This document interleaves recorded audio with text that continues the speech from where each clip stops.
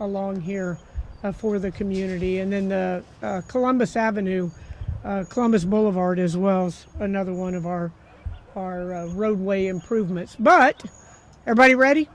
Okay, today we are here to talk about trees, and we have a goal of 30,000 new trees by 2030, 30 by 30. So we're very excited about that.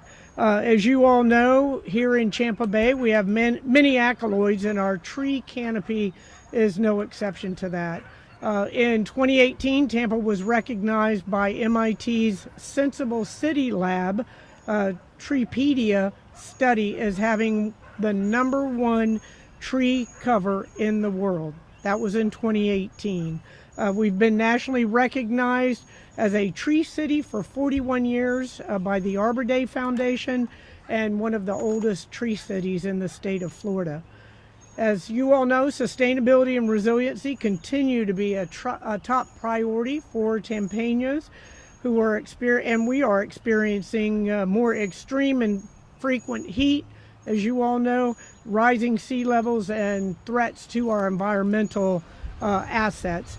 So as we address these climate change, mostly we've looked at technological innovations to deal with that. And what we are talking about today is to effectively put some nature-based solutions onto that list of ways that we are dealing with the climate change. Specifically today, talking about trees and talking about our tree canopy. So trees, as many of you know, can contribute to sustainability and resiliency by providing cool shaded areas where we all should probably be standing right now, where we can take a break from this Florida sun, and also as we experience more extreme heat events. They contribute to biodiversity and providing habitats for our wildlife, such as pollinators and endangered species throughout our urban core. Absorbing water and nutrients, which reduces the strain on our stormwater infrastructure and also reduces the runoff into our bays. They also improve our air quality by filtering pollutants and also pulling out carbon pollution from our air. Trees are integrated into our plans for transforming Tampa's tomorrow, as laid out in our Resilient Tampa Roadmap, which many of you know has 58 different areas that we are addressing, and each one of those are in motion. A few of those are aspirational, but most of those will be completed in the next 4 years. And so to preserve and increase Tampa's tree canopy is one of those action items that we are currently working on. Our city ordinance requires that we assess our tree canopy every 5 years, and we have done so. Today, the report states that our tree canopy stands at 30%, which represents 10.4 million trees, 114 tree and palm species, and 145 shrub species. 30% is the national average. We have declined somewhat from where we were at before, a little less than 1 percentage point than we were 5 years ago. So we're ensuring that we get back up to the place that we were at before.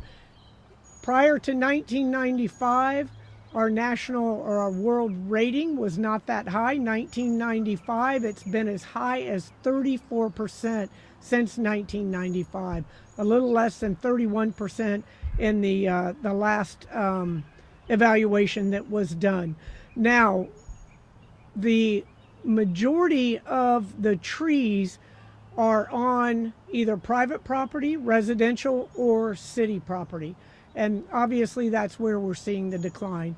Where we're also seeing the decline geographically is South and Central Tampa. South Tampa lost 6%, and the Central Tampa area lost 3.3% of their tree canopy. So we are focusing our tree planting efforts in those areas, and really any place in the city that may be determined to be a heat desert. As the footprint of residential homes increases and Tampa continues to grow, we're taking a dual-pronged approach at combating the decline. We're going to be planting a lot more trees in public spaces. As you see here, these crepe myrtles were planted in January by our incredible green team, a portion of which you see standing behind us, and then also encouraging residents to plant trees on their property, and we'll tell you how we're going to do that, the actions that we're taking. So we are expanding the city's tremendous Tampa program to allow people to receive up to 5 free trees from the city. In the past, it was capped at 2. We're going to better utilize the city's tree trust funds and work with our city council to put more resources into the existing tree canopy. We are enlisting frontline workers in stormwater, mobility, and other departments to identify key opportunities for trees to make planting trees a higher priority throughout the city of Tampa. We're going to continue our tree giveaway, the Mayor's Tree Giveaway. Matter of fact, we're having one this weekend at Sulphur Springs, and we're giving 1,000 trees away in a day. That's actually a really fun event, and we're moving ahead with that, the next one being this weekend. We also are continuing to enforce existing laws and maximize fines for the illegal tree destruction where appropriate. And you all clearly remember the Gandy Avenue case, where it was the highest fine that any arborist had ever received, and we actually tried to go after that individual's license as well, and enforce the existing laws, and as I said, maximize the illegal fines for the destruction of our beautiful trees, especially our grand oaks, and supporting the neighborhood tree planting. This is one of my favorite aspects of this, where we are going to be taking trees out to neighborhoods and having neighborhood tree planting events where the whole neighborhood can come together and participate in it. So very, very exciting. I want to thank the tree advocacy group. I know that they worked very, very hard on developing, and when I say very hard, I mean a number of years on developing the current tree ordinances that we have in place, only to see those preempted by the state. But we have won some of those rights back for our community. But I want to thank that Tampa Tree Advocacy Group for what they have done and what they will continue to do for our community. The various neighborhood associations that have continued to advocate for our tree canopy, and the other groups such as Keep Tampa Bay Beautiful for contributing to the tree plantings year-round. Also want to thank the urban forestry team with the City of Tampa and our partners at USF, University of Florida, University of Vermont, Hillsborough County, and all the residents who have contributed to our current tree canopy and urban forest analysis.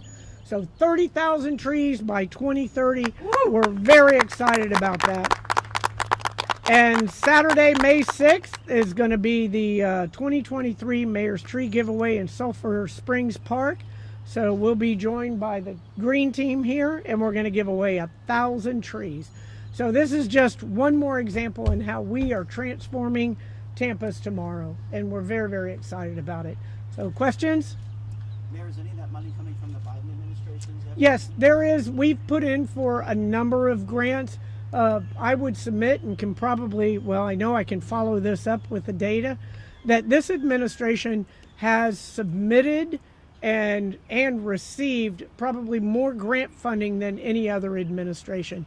And in this effort to continue to grow our tree canopy, there is $1.5 billion available in the Biden administration, that a portion of which will go to tree canopies in urban environments. So is that part of this? We will definitely be keeping you apprised of what we've applied for and what we have received. But this is going to be a combination of grant funding. It's going to be a portion of our tree fund, and then the regular general fund city budget that we're going to be putting towards this effort. You also mentioned, the city being aggressive against people who are removing existing, especially those randos. What message do you hope that effort has sent? Right. The vast majority of the arborists and the tree trimming companies understand the importance of our tree canopy, and they follow all of the rules. But we have to ensure that those who aren't following the rules, that they are fined, and if it's in all possible, to take their license away from them so they can't do business in the city of Tampa. And we can't do that on our own as the city of Tampa. We need the community's help as well. If you see activity going on that looks suspicious, trees being cut down at night, on the weekends, all likelihood they may not have a permit. So give us a call and let us come out and check it out. Are you committed to keeping up that sort of aggressiveness? Yes, without a doubt. Okay. Because it's important. If individuals come in, I've seen it in my time here as mayor, that trees will be cut down illegally, and the companies will come in literally with a checkbook and say, what's the fine, and get ready to pay it. And that's not the way we do business in the city. We're here to ensure that everyone follows the rules as they pertain to not only protecting the tree canopy that we have right now, but growing that canopy for future generations. How do you determine what kind of trees go in and where? Well, we're planting, it depends. For the community giveaway, we will have specific types of trees that residents will be able to choose what they plant on their property. But in the public right-of-way, we're looking for those trees that will provide shade for the community. We all love palm trees, but they don't provide a lot of shade, and they don't do a lot towards our rising heat during the climate change. You also spoke about it briefly, but trees are also, yes, we have fewer particulates in the air. Our air is great in Tampa Bay. But when it comes to ozone, we ain't so good. Right. How do you hope that this sort of effort and others will help address that? Again, we are looking at technological solutions and relying on technology in a lot of ways, but we have to ensure that we investigate every possibility, and being able to plant more trees is a natural way to reduce the heat, to avoid the runoff, flooding, all of those issues that we are going to continue to face as the climate changes. What, you got any? Sure, I just want to, we thought this was an important press, hi, Whit Raymer, Sustainability and Resilience Officer, City of Tampa. We thought this was an important event to hold, given that Arbor Day is Friday, and we do have the results of the urban canopy analysis showing a decline from 2016. So this strategy right here is a 6-part strategy, and we really hope to, we're actually getting to work today. If you guys want to go take some footage, we're putting 23 trees on Davis Island right now. We worked with the community to identify good spots for those, both in the village and on the trail. And we're going to be looking for every neighborhood to come to us with suggestions. We're going to be looking for our departments and for collaboration there, and ultimately working with the Green Team, our incredible natural resources and forestry departments to help us really make this an important and comprehensive effort. Sure, yeah, and the Green Team, just for those that don't know, is a first of its kind city-sponsored environmental stewardship program. We're the first city in the state of Florida to ever have a program like this. It's an AmeriCorps program.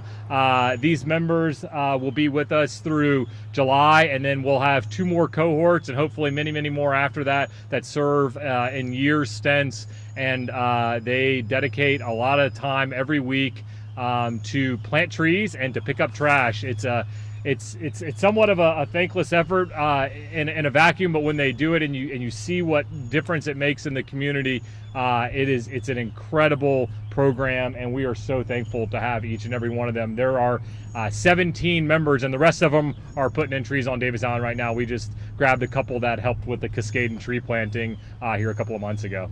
I know you said it quickly, but can you say your full name and spell it out? Sure, Witt, W-H-I-T, last name Remer, R-E-M-E-R, Sustainability Resilience Officer. All right. Thank you, guys. Thank you. Can you respond just on just your reaction to the election last night? Oh, well, the voters have spoken in the city of Tampa, and I look forward to working with the city council and continuing to move our city forward as it grows successfully and to transform Tampa's tomorrow. And one more question. This is just sent to me. What do you think about the state potentially repealing the Tenant Bill of Rights passed by City Council?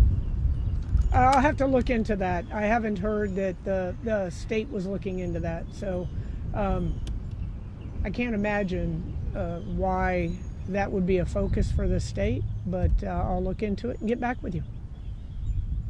All right, thank you guys, appreciate it. Thank you, Green Team. Go Green.